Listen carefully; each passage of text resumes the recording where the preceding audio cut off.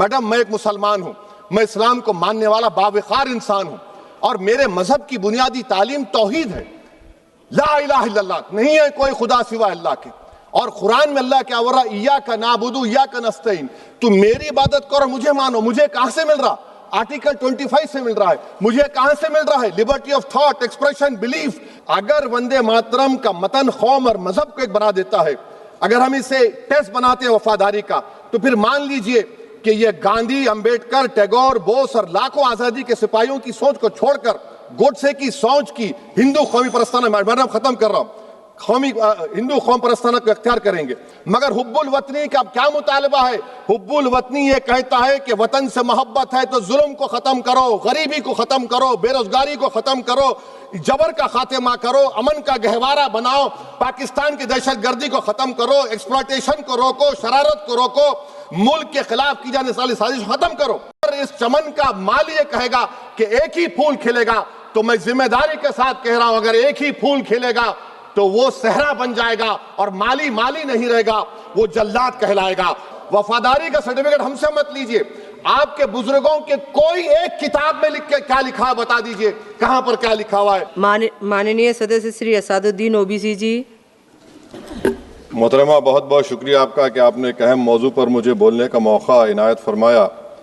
और बड़े अफसोस की बात है कि बड़ी धूमधाम से हुकूमत की तरफ से इस बात को रखा गया, मगर 30 से ज़्यादा MP यहाँ पर मौजूद नहीं है।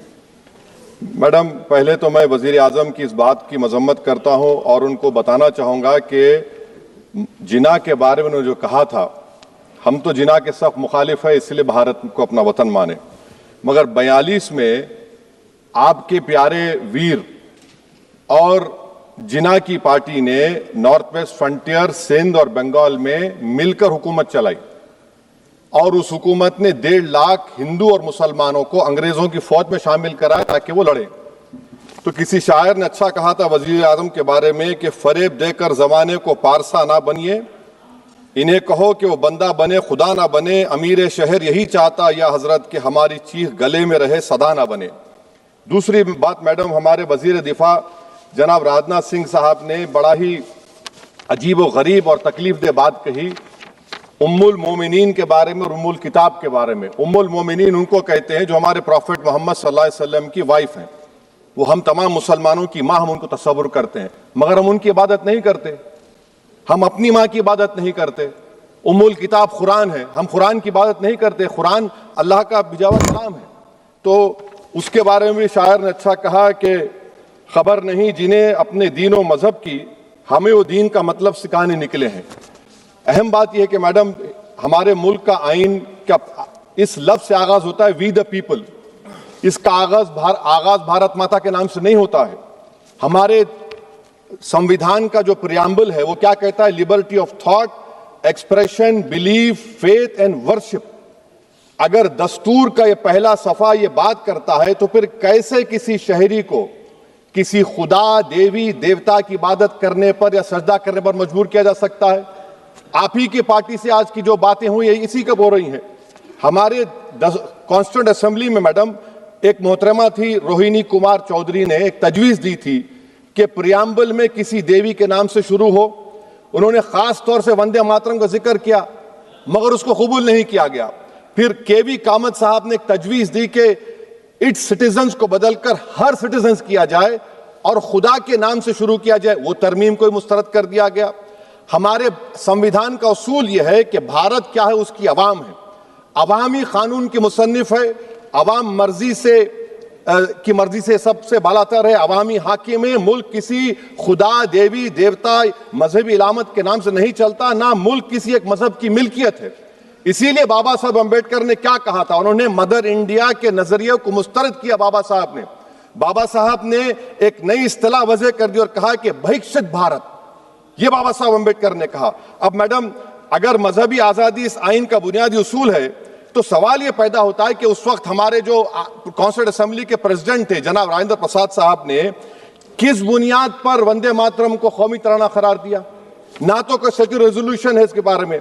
मैडम, मैं आपको बताना चाहूंगा कि जुडिशरी क्या कहती है। बीजू इमैनुअल केस है 1986 का, जिसमें जिहोवा विटनेस ने कहा कि मैं नेशनल एंथम के वक्त खड़े रहूंगी, पढ़ूंगी नहीं। सुप्रीम कोर्ट ने कहा कि उसने कोई गुनाह नहीं किया। वहीं एक 2017 का केस है, अश्विनी उपाध्याय का केस सुप्रीम कोर्ट का, उन्होंने कहा गाइडलाइंस दिए जाएं वंदे मातरम पर, सुप्रीम कोर्ट ने नहीं कह दिया। फिर आप आ जाइए madam, prevention of insult act national 1971, इसमें नेशनल सॉन्ग नहीं है, सिर्फ नेशनल एम्बलम और आपका नेशनल एंथम है। फिर आप आ जाइए 40th अमेंडमेंट आर्टिकल 51A 76 में पास हुआ, उसमें भी इसका कोई जिक्र नहीं है। मैडम मैं आपके सामने बताना चाहूंगा कि हमारा भारत एक इसका मजमुआ क्या है, इसमें हिंदू है, मुसलमान है, सिख है, ईसाई है, जैन है, एथिस्ट है, मेहनतकश है, किसान, गरीब, मजलूम और दलित है। मगर अगर जो तकारीर आज हमने यहां पर सुनी और बाहर जो सुनते हैं, अगर भारत को देवी कहने और उसके आगे सजदा करने, तो दरअसल कौम परस्ती को, वतन से मोहब्बत को मजहब में तब्दील कर रहे, और फिर यहां पर बोल रहे कि अगर भारत में रहना है तो वंदे मातरम गाना पड़ेगा। भाई ये तो संविधान के खिलाफ है, सुप्रीम कोर्ट के जजमेंट के खिलाफ है। अगर वंदे मातरम मैडम कौमियत का मियार है, तो फिर सवाल यह है कि हजरत मोहानी की कौमियत क्या थी जिसने इनकलाब जिंदाबाद का नारा दिया? अगर यूसुफ मेहरली ने quit India Simon go back का नारा दिया तो उसकी कौमियत क्या थी? अगर हैदराबाद से मौलवी अलाउद्दीन जो मक्का मस्जिद का पहला मुजरिम है काला पानी में, और तुरेबाज खान जो मारकर लाश को लटका दिया गया था हैदराबाद में 8 दिन तक, उसकी कौमियत क्या थी? अगर इनायतुल्लाह काफी जो जिहाद का फतवा अंग्रेजों के खिलाफ दिया मुरादाबाद में, जब उनको 2 दिन में फांसी की सजा दी गई, और जब फांसी की सजा के वो जा रहे हैं तो इनायतुल्लाह मौलाना काफी की जबान पर क्या था? वो रसूलुल्लाह हमारे प्रॉफिट की नात पढ़ रहे थे। क्या पढ़ रहे थे? कोई गुल बाकी रहेगा ना चमन रह जाएगा, पर रसूलुल्लाह का दीन हसन रह जाएगा। तो उनकी कौमियत क्या थी? माल्टा की जेल में महमूदुल हसन, हुसैन अहमद मदनी 6 महीने माल्टा की जेल की ग्राउंड में पड़े रहे, उनकी कौमियत क्या थी? अल्लामा फजले खैराबादी का वो सेल काला पानी का पुकार कर से पूछ रहा है, जो वहीं पर मर गए, खबर वहां पर है, बताओ मेरी कौमियत क्या थी? मैडम मैं एक मुसलमान हूं, मैं इस्लाम को मानने वाला बावकार इंसान हूं, और मेरे मजहब की बुनियादी तालीम तौहीद है, ला इलाहा इल्लल्लाह, नहीं है कोई खुदा सिवा अल्लाह के। और कुरान में अल्लाह क्या बोल रहा? इय्याका नाबुदु इय्याका नस्तईन, तुम मेरी इबादत करो, मुझे मानो। मुझे कहां से मिल रहा? आर्टिकल 25 से मिल रहा है। मुझे कहां से मिल रहा है? Liberty of thought, expression, belief, faith and worship से मिल रहा है। तो इसको जोड़ना ये बहुत ही खतरनाक होगा। और हमारे प्रॉफेट मोहम्मद सल्लल्लाहु अलैहि वसल्लम जब मदीने को गए तो उन्होंने उस वतन के लिए दुआ की, कहा कि अल्लाह मदीने की मोहब्बत हमारे दिलों में और इजाफा कर दे, मक्के से ज्यादा कर दे। तो ये इस्लाम, मुसलमान होना, हमारे ईमान में मुल्क की मोहब्बत बीच में नहीं आती, और मुल्क से मोहब्बत है और रहेगी हमेशा, क्योंकि ये अजीम कुर्बानियां यहां पर शामिल है जिन्होंने जंग आजादी में हिस्सा नहीं लिया।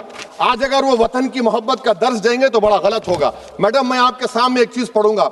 1937 रविंद्रनाथ टैगोर ने लेटर लिखा सुभाष चंद्र बोस को, मैं सिर्फ किसी ने नहीं पढ़ा ये। क्या कहा टैगोर साहब ने? But parliament is a place of union for all religious groups and there the song cannot be appropriate. When Bengali Muslims show sign of stubborn fanatism, we regard it as intolerable. When we too copy them and make unreasonable demands, it will be self-defeating. ये मैं इसको ले करूंगा madam, आप देख लीजिए। फिर दूसरी तरफ मैडम आप आ जाइए, मैं यहाँ पर बैठकर, हाँ जितने तकारीर यहाँ पर हुए सब जनगण मन पर तनकीद किए, तो मैडम मुझे ये कहना पड़ेगा कि जनगण मन पर आप लोग इतनी तकलीफ क्यों उठा रहे हैं? आखिर इतनी तकलीफ क्यों है? तो मैं जब जाकर देखा तो मुझे 28 दिसंबर का ऑर्गेनाइजर मैगजीन का आर्टिकल मिला, जिसमें ऑर्गेनाइजर लिखता है कि what is the moral sanction behind government choice of Jana Gana Mana, except that it can be made an item of entertainment at the sumptuous parties thrown by government officials. आप बताइए इसका बोलेंगे आप? और फिर उसके काइंड कैसा करते हैं? It will mean we can not love our motherhood. Madam please, it will mean that Vande Mataram is buried alive with the word Jangan Mana on the tombstone, for the tomb will also be of Jangan Mana of the will of the people. इस पर आप क्या बोलेंगे? Madam मैं आपको ये बताना चाह रहा हूं कि वतन की मोहब्बत हमारे लिए बहुत अहम है, मगर ये बताइए हमको कि अभी मैडम यहां पर आनंद मठ के बारे में बहुत कुछ कहा गया। मैं सिर्फ 2 मिसालें आपको देता हूं। आनंद मठ के पेज नंबर 70 और 80 को पढ़ लीजिए। इसके बाद सनातन जहां मुसलमानों के घर पाते थे, इन्हें आग लगा देते थे। आप पेज नंबर 98 पढ़िए, हमें सिर्फ इन मुसलमानों को जड़ से खत्म करना है क्योंकि खुदा के दुश्मन बन चुके हैं। फिर आप पेज नंबर 115-16 दीजिए, फिर मुख्तलिफ इलाकों में मुसलमानों को सदा देने के लिए भेजे जाते, जहां भी मुसलमान आबादी नजर आती जला दिया जाता। फिर आप देख लीजिए मैडम, सफे नंबर 120 पेज 120, बंकिम लिखते हैं कि सनातियों को मालूम नहीं था कि अंग्रेज हिंदुस्तान को निजात दिलाने वाले हैं। ये आप क्यों कर रहे हैं? अब आप मैडम, मैं आपको पेपर्स दे कर दूंगा। मैडम, भारत में हमारी आजादी इसलिए आई और बरकरार रही कि हमने मुल्क और मजहब को एक चीज नहीं बनाया। हमने ऐलान किया कि हमारी मुल्क मुख्तलिफ तबकात मज़ाहिब पर मुश्तमिल है, हमारे मुश्तरका तकदीर हमारी कौमियत का सरचश्मा है, यह खास जबान सखावत मजहब नहीं है। अगर वंदे मातरम का मतन कौम और मजहब को एक बना देता है, अगर हम इसे टेस्ट बनाते हैं वफादारी का, तो फिर मान लीजिए कि यह गांधी, अंबेडकर, टैगोर, बोस और लाखों आजादी के सिपाहियों की सोच को छोड़कर गोडसे की सोच की हिंदू कौमी परस्ताना, मैडम खत्म कर रहा हूं, कौमी हिंदू कौम परस्ताना को इख्तियार करेंगे। मुझे वतन से बेइंतहा मोहब्बत है मैडम, और इंशाल्लाह हमेशा रहेगी, मगर बावजूद इसके कि मेरी मस्जिद, मेरी इबादत गाह, मेरे कपड़े, मेरे कारोबार पर हमले होते, मगर मैं फिर भी कहता हूं कि वतन मेरा, हर वतन को हम छोड़कर नहीं जाएंगे। मगर हुब्बुल वतनी का क्या मुतालबा है? हुब्बुल वतनी ये कहता है कि वतन से मोहब्बत है तो जुल्म को खत्म करो, गरीबी को खत्म करो, बेरोजगारी को खत्म करो, जबर का खात्मा करो, अमन का गहवारा बनाओ, पाकिस्तान की दहशतगर्दी को खत्म करो, एक्सप्लॉयटेशन को रोको, शरारत को रोको, मुल्क के खिलाफ की जाने वाली साजिश खत्म करो। मैडम, भारत एक चमन है जहां पर हर फूल को खिलना चाहिए, और अगर कोई इस फूल के अगर पूरे फूल खिलेंगे तो उसकी खुशबू से ये वतन मौतर होगा। मगर अगर इस चमन का माली ये कहेगा कि एक ही फूल खिलेगा, तो मैं जिम्मेदारी के साथ कह रहा हूं, अगर एक ही फूल खिलेगा तो वो सहरा बन जाएगा और माली माली नहीं रहेगा, वो जल्लाद कहलाएगा। तो इसीलिए मैडम, हम उम्मीद करते हैं कि हुकूमत इस पर जोर जबर ना करे। मेरा राइट है, यकीनन मैं जानता हूं कि आजादी के लड़ाई में वंदे मातरम का नारा था, मगर अगर आप इसको जबर करेंगे तो ये संविधान के खिलाफ है। वफादारी का सर्टिफिकेट हमसे मत लीजिए मैडम, खत्म कर रहा हूं, वफादारी का सर्टिफिकेट हमसे मत लीजिए। आपके बुजुर्गों के कोई एक किताब में लिख के क्या लिखा है बता दीजिए, कहां पर क्या लिखा हुआ है।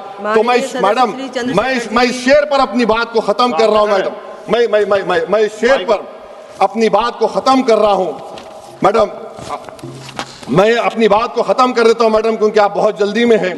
कि भारत जिंदाबाद, हिंदू मुसलमान जिंदाबाद, दलित जिंदाबाद, ईसाई जिंदाबाद, आदिवासी जिंदाबाद, जो किसी खुदा को नहीं मानते वो भी जिंदाबाद, और मैडम सब पिछड़ा सब आ गया इसमें। तो हम उम्मीद करते कि इस रूह को आप समझेंगे, अगर आप सिर्फ अपनी आइडियोलॉजी को लेकर चलेंगे। और आखिर में मैडम, जनाब बंकिम चंद्रा साहब के बारे में मैं आपके सामने डॉक्यूमेंट लेकर रहा हूं कि उन्होंने बीए का एग्जाम पास नहीं किया था, 7 मार्क्स से फेल हो गए थे, ये भी रख रहा हूं।